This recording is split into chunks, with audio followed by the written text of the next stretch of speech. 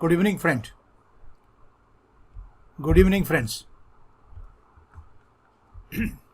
एक नरेशन की एक्सरसाइज मैंने आपके लिए कुछ सेंटेंसेस में डाले हैं, तो इसको कर लेते हैं। इस एक्सरसाइज करने के बाद में फिर हम जो ऑब्जेक्ट टाइप आपके जो पेपर आता है उसकी अपन एक एक एक्सरसाइज कर लेंगे, एक नरेशन के और एक आपकी वॉइस की। तो ये थोड़े इसमें किसी में थोड़ा कंसेप्ट अलग है, तो मैं आपको इसमें समझा दूंगा, ठीक है।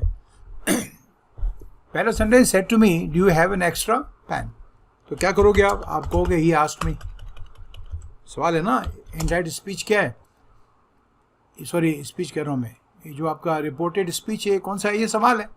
तो क्या कहोगे, आस्क कर दोगे ना इसका, ये आस्क्ड मी। आस्क के बाद में टू नहीं लगाना, कंजंक्शन इफ लगेगा, क्योंकि सवाल आपका डू से बना हुआ है, हेल्प मी वर्ब से। तो क्या हो जाएगा, if I had an extra pen. हो गया, कितना सिंपल। देखो आप, मुझसे पूछा कि क्या मेरे पास में एक्स्ट्रा पेन है, हो गया, ठीक है ना। दूसरे सेंटेंस को देखो बच्चों, ये मैन इज मॉर्टल एक यूनिवर्सल ट्रूथ है, और आपको पता है बेसिक तो कि यूनिवर्सल ट्रूथ की का जो टेंस होता है वो हमेशा सिंपल प्रेजेंट टेंस ही रहता है, ठीक है। तो बाकी तो चेंज कर दो आप, प्रोनाउन अगर जो चेंज करने हैं, से का आस्क कर दो, सॉरी से का टेल कर दो, क्योंकि सेंटेंस आपका असर्टिव है। तो क्या कहोगे आप कहोगे ही टोल्ड मी। टोल्ड के बाद में भी आस्क की तरह टू नहीं लगता है, ही टोल्ड मी, कंजंक्शन तो लगेगा दैट, और इसका टेंस चेंज नहीं होगा, मैन इज मॉर्टल।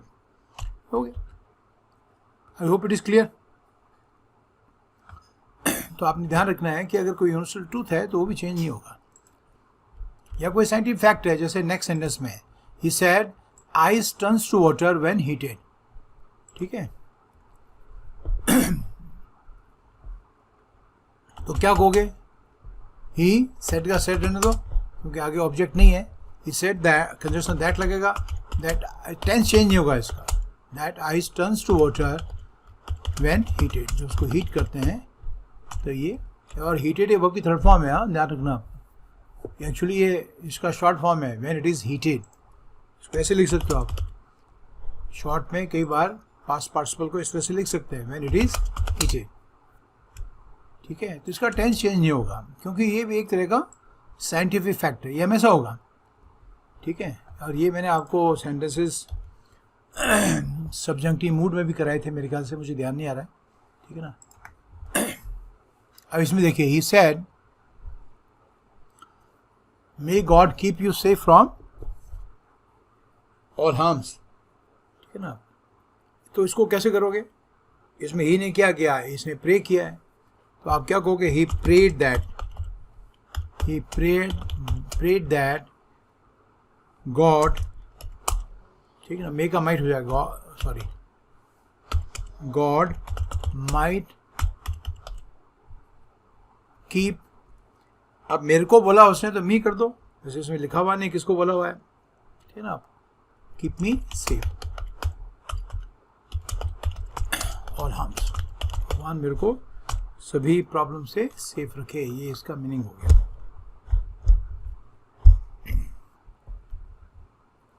चलिए नेक्स्ट सेंटेंस में आइए। ये तो सिंपल है सेंटेंस, आपका जो रिपोर्टिंग स्पीच है ये वाला, ये असर्टिव है ना। तो क्या कहोगे, तो आप कहोगे he told, she told me that, I कौन है, शी है ना, तो शी हो जाएगा, और विल का वुड हो जाएगा, that she would call you, may है, डे आफ्टर टुमारो क्या हो जाएगा, ठीक है ना। आपका डे आफ्टर टुमारो क्या हो जाएगा, इन 2 days। आपको मैं समझाया था ना आपका, तो ये आपने ध्यान रखना, छोटी चीज़ें आपको, सॉरी 2 days भी कह सकते हैं, 2 days टाइम भी कह सकते हैं आप, इन 2 days टाइम। और ये डेज ऐसे लिखना बच्चों, इसके बाद में लगाइए अपॉस्ट्रोफी। ये कंसेप्ट सबको पता है ना आपका, ठीक है।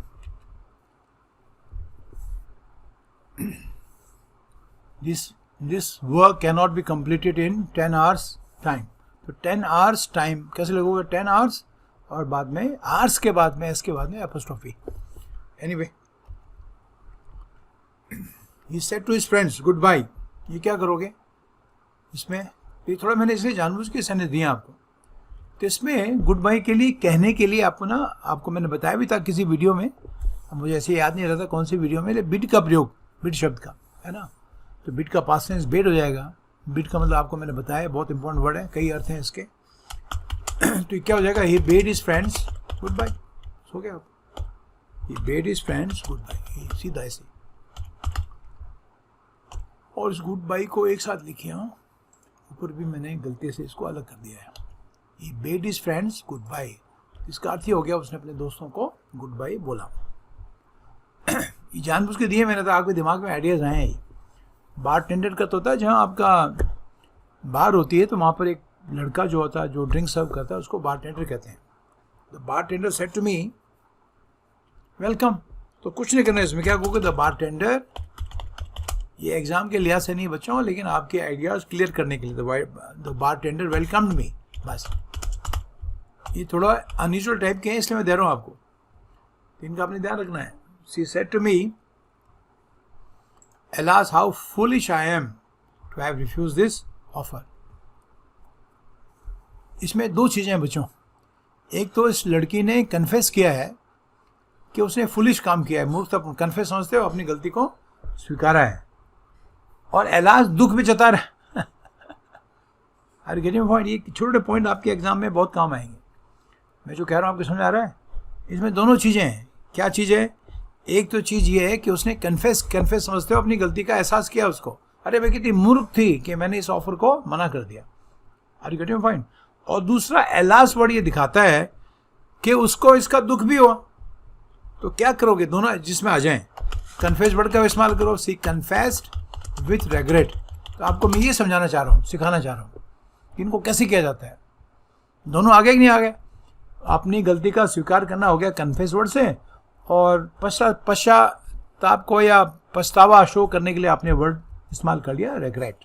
सी कन्फेस विद रिग्रेट दैट, अभी इसमें आपको कहा था हाउ का इस्तेमाल नहीं होता है, that she was, past tense हो जाएगा एम का, वॉज वेरी फुलिश, ठीक है, to have refuse.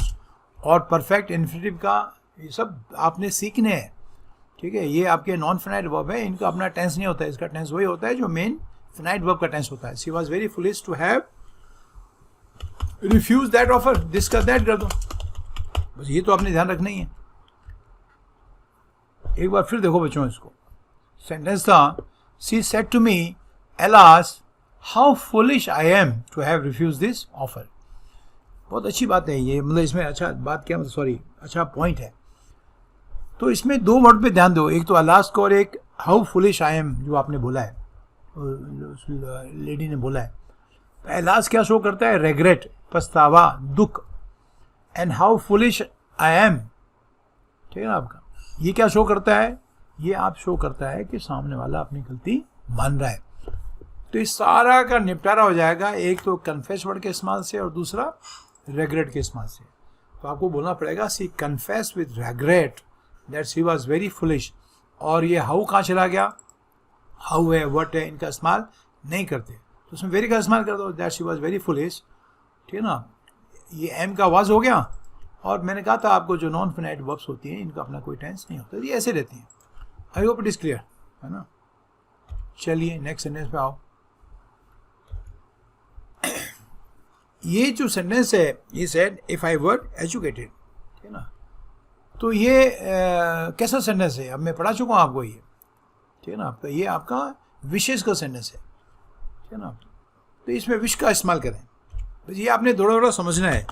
He wished that, ठीक है ना। इसमें सॉरी आई लिखना भूल गया था मैं। He said if I were educated, तो ये आई कौन, ही है ना। He wish that he had been, simple past किस में चला जाएगा, पास्ट परफेक्ट में। He said, if I were educated, he wished that he had been educated.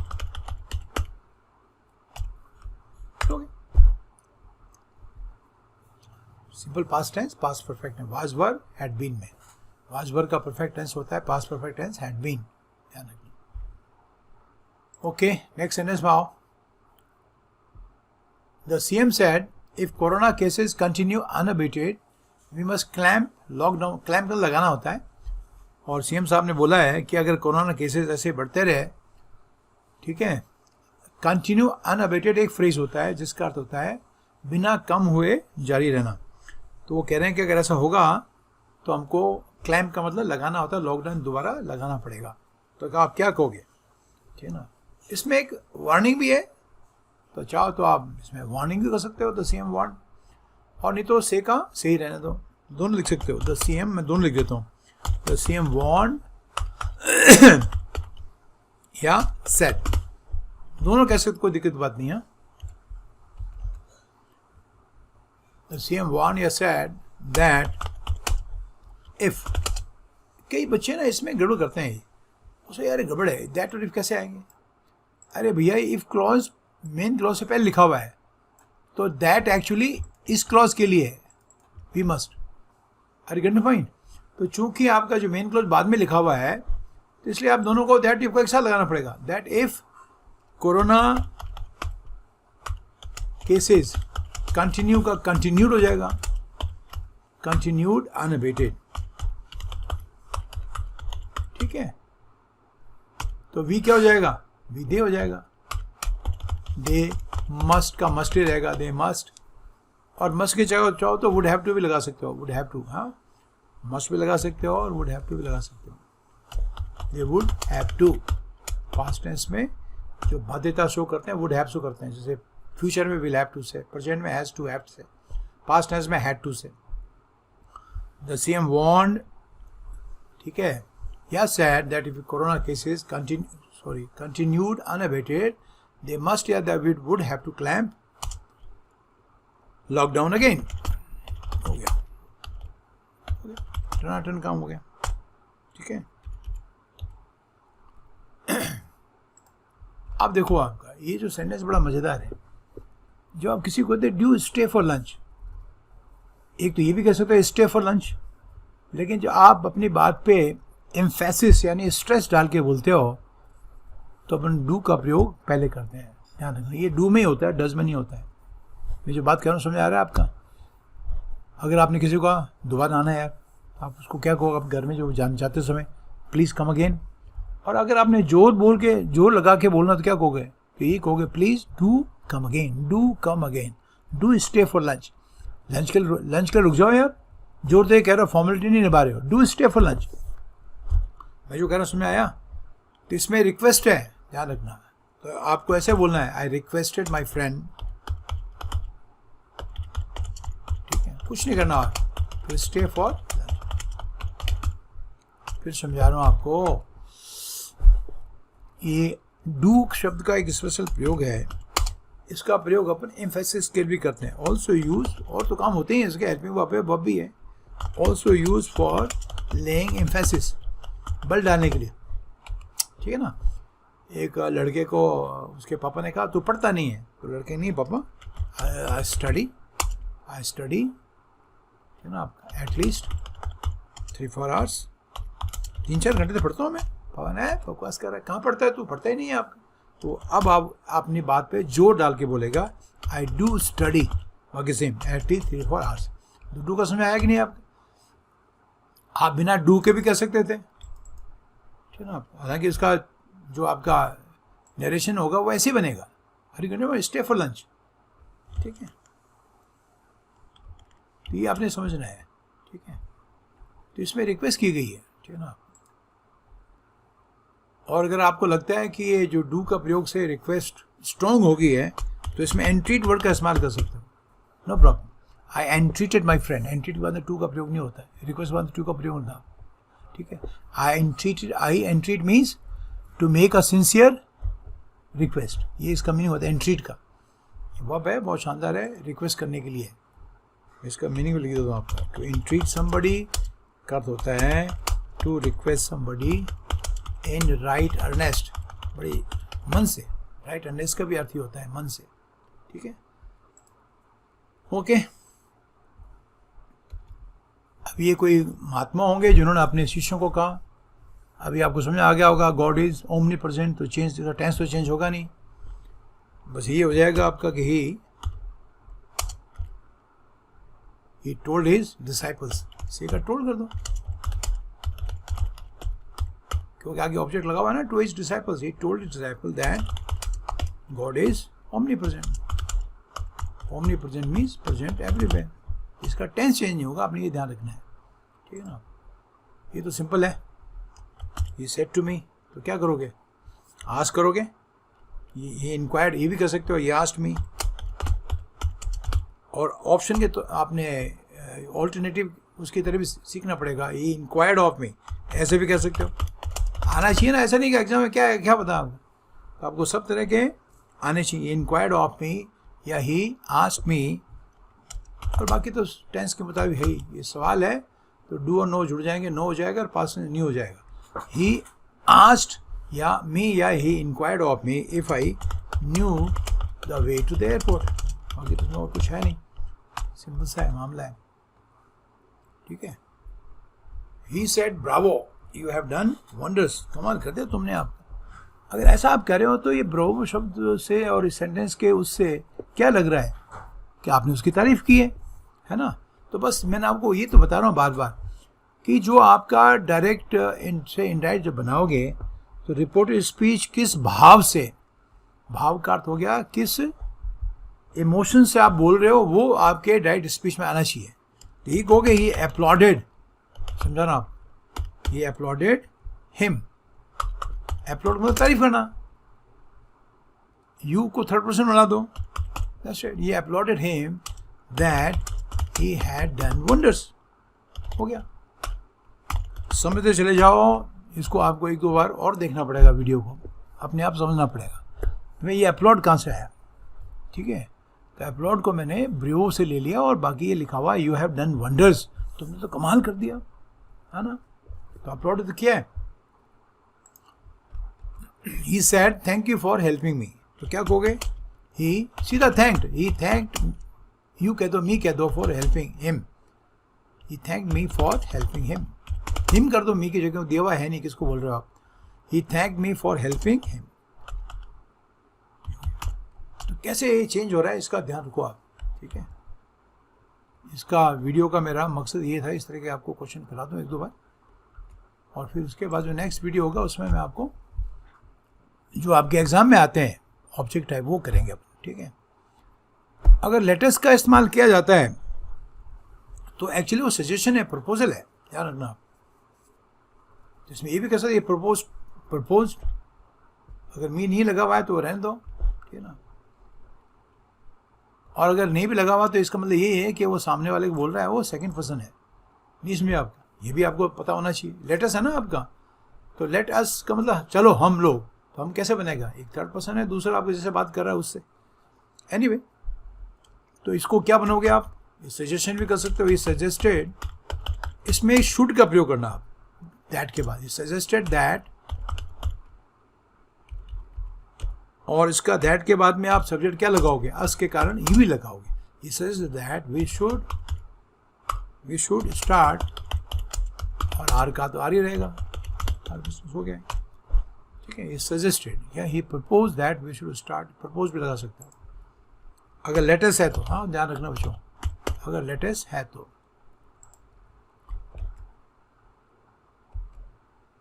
ये कहाँ गया? अच्छा, अगर ये लेट अस नहीं हो, अगर ऐसा होता है he said to me comma let Raj play here. ठीक है. तो आप क्या करते हैं? तो इसमें प्रपोजल थोड़ी है, आप तो उसको रिक्वेस्ट कर रहे हो सामने वाले को कि उसको यहाँ खेलने दो बेचारे को. तो क्या कहोगे? ही रिक्वेस्टेड मी. ठीक है ना आपका. अब लेट की जगह लेट लगा सकते हैं तो अलाउ करो. तो टू अलाउ, टू लेट या अलाउ. लेट का मीनिंग अलाउ करना होता है. To let Raj play there. Here का देर कर दो, हो गया काम. तो ये थोड़ा सा अंतर ध्यान रखना. लेटस है तो प्रपोजल है. लेट प्लस कोई थर्ड पर्सन है तो ये प्रपोजल नहीं है, वो सामने वाले को कुछ करने के लिए कहा जा रहा है. आई होप कि बच्चों समझ आ रही है आपके. ना ये ध्यान रखना आपने. ये आस्क्ड मी, ये तो सिंपल है. इसमें थोड़ा मैंने जोड़ा है आई सेड नो. तो वो आप कैसे कहोगे, बस ये आपको सिखाना है. तो क्या करोगे इसका? ही asked me if I was nervous and आई, ऐसा बोलना आपने, and I replied that I wasn't. Short में लिखो तो wasn't, पूरा लिखो तो I was not। तो ये भी आपके दिमाग में रहना चाहिए कि ऐसा ना हो कि कभी ऐसे देखा नहीं आपने ऐसा, आपने कहा ये कैसे हो गया, क्योंकि आप पूछा गया है, ये डबल डायलॉग है, एक्चुअली डायलॉग है। उसने पूछा मुझसे तुम नाराज हो, सॉरी नर्वस हो, और मैंने जवाब दिया नहीं। तो इस तरह से आपने इसको ऐड करना। He asked me if I was nervous and I reply that I wasn't. No का अर्थ है मैं नहीं हूँ, ठीक है ना। ये नहीं कहना एंड आई सेड नो, ऐसा मत बोलो, बोलो I replied that I wasn't. या एक ऐसे I replied in the negative, ये भी कह सकते हो आप। एनीवे आना चाहिए आप। नेक्स्ट सेंटेंस देखो, they said let us take him to the doctor immediately. ठीक है, ये मैंने इसलिए बताया है कि एग्जाम में कई बार आते हैं नहीं है, तो बच्चे घबरा जाते हैं यार ये होगा कि नहीं होगा, ऐसे कोई बनाए नहीं होते हैं उनको, ठीक है ना बच्चों। तो इसमें भी एक तरह का सजेशन है, तो इसको आप दो तरह से लिखो, देखो, और ध्यान रखना आपने। दे सजेस्टेड, फिर लिखो टेकिंग हिम, ये प्रयोग आना चाहिए सजेस्टेड का। They suggested taking him to the doctor immediately, ठीक है, डॉक्टर इमीडिएटली। और दूसरा आप कह सकते हो दे सजेस्टेड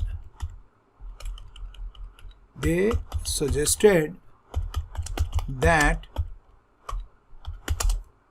वी शुड, या दे शुड भी कर सकते हो, that they should take him to the doctor, बाकी same, take him to the doctor immediately, ठीक है। तो इस तरह सब तरह के आपको ये मैंने उदाहरण दे रहा हूँ, इसीलिए पर्पज़ मेरा यही है। आप देखिए इसको कैसे कहोगे, the worried mother said doctor please save my son's life, ठीक है ना। अब इसमें डॉक्टर को रिक्वेस्ट कर रही हो, डॉक्टर प्लीज सेव माई, मैंने एक वर्ड कराया आपको एंट्रीट, उसमें इसका बहुत बढ़िया प्रयोग हो जाएगा, ठीक है। और ये ऐसे ही रहेगा, इसमें तो कोई चेंज नहीं करना। रिपोर्टिंग में आपने the worried mother entreated the doctor, ये आपने ध्यान रखना आपको। प्लीज सब गायब हो जाए, एंट्रीट में आ गया, डॉक्टर भी आ गया, entreat the doctor to save her son's life. तो उसी ध्यान रखो बच्चों, इसमें क्या चेंज किया गया है। कई बार एग्जाम में क्वेश्चन आते हैं ना, तो ध्यान पड़ता नहीं है लोगों का। अब किसी ने कहा होगा कोर्ट में थीप को, या पुलिस ने कहा होगा, तो चोर ने बोला हाँ मैंने चुराया, ठीक है। अभी हमने एक वर्ड किया, अगर आपको ध्यान हो, ठीक है ना, कन्फेस किया ना आपको, तो उसका इस्तेमाल करो। तो क्या कहोगे, the thief confessed, yes yes गायब हो जाएगा। ये मैंने आपको कहा था, ये इंट्रोडक्टरी कहलाता है। कोई भी सेंटेंस में कोई शब्द हो जो कॉमा से अलग हो, तो उसको कभी इस्तेमाल नहीं करते, या उसका सेंस डाल दो उसमें। रिपोर्टेड स्पीच तो कभी नहीं आएगा, रिपोर्ट में डाल दो, यस आ गया, यस का आ गया ना, कन्फेस का। The thief confessed that, I कौन है, ये थीफ है, ही हो जाएगा। स्टोल पास्ट टेंस, तो पास्ट हो जाएगा, he had stolen the money. कैसे हो रहा है बच्चों, समझ में आ रहा है, ठीक है। ये देखिए एलास वाला, ठीक है, I have lost all my, ये सेंटेंस आपका एक्सक्लेमेटरी है, तो इसको कहो, और एलास आपका दुख को इंडिकेट करता है। तो क्या कहोगे, ही एक्सक्लेम्ड सॉरोफुली। बस थोड़ा सा शब्दों के साथ में खेलना आपको आना चाहिए, ठीक है। आई हैव, आई हैड हो जाएगा, और इसके हिसाब से ही हो जाएगा, that he had lost all his money. Pronounce का ध्यान रखो, कौन क्या बोल रहा है, 1 मिनट में हो जाएगा। अच्छा ख़त्म हो गई, ओके नो प्रॉब्लम। तो ये कुछ थे बच्चों, सॉरी यही है, हर नहीं है।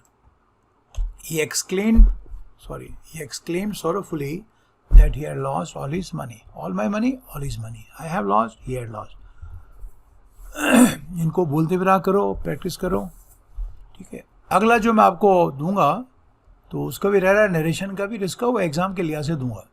और उसमें आपको शॉर्टकट तो नहीं है, एलिमिनेशन करना सिखाऊंगा कि आप ऑप्शन को एलिमिनेट कैसे कर सकते हो। तो शॉर्ट एक्सरसाइज दोनों को दे दूंगा, ठीक है आपको, और उसमें आपको मैं करा दूंगा। ओके बच्चों, अगर ये वीडियो पसंद आए तो उसको लाइक करें, शेयर करें, और जो मेरे चैनल पे नए हैं वो उसको चैनल को सब्सक्राइब करें, ताकि जब भी मैं कोई नया वीडियो अपलोड करूं तो उसका नोटिफिकेशन आप तक पहुंच जाए।